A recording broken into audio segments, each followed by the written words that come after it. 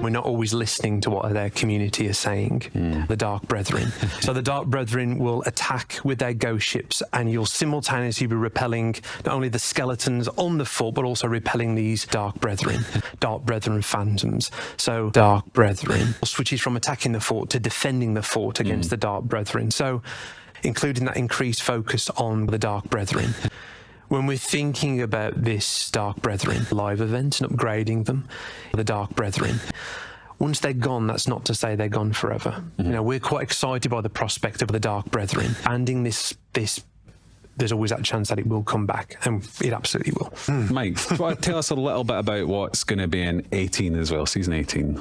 So I think season 18 is a great example of season 18 has a specific focus on the Dark Brethren, but we loved the idea of making a season specifically about the Dark Brethren.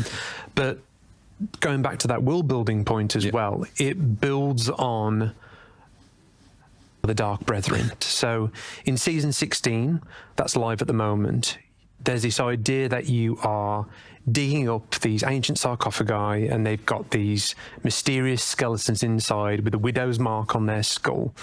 And season 18 explores this more deeply through the Devil's Roar. So this is the idea of the Dark Ancients.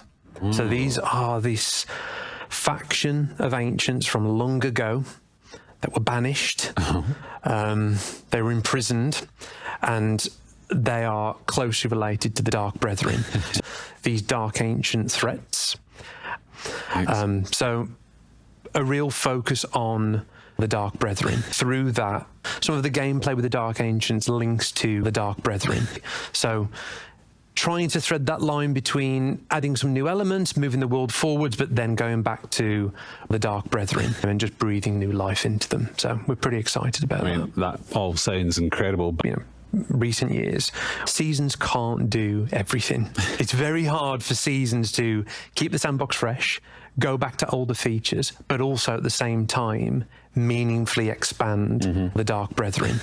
So as Drew mentioned there, this new structure allows us to have a team dedicated to that. So outside of just seasons, aim to keep the sandbox fresh, have those upgraded live events, have the call to action that in the third month, we have this team dedicated to expanding the Dark Brethren. So just think about what Sea of Thieves is at the highest level, and you know, we see all the community requests and feedback around the kind of content that they want. So there's things that we've always wanted to add to the game, like the Dark Brethren.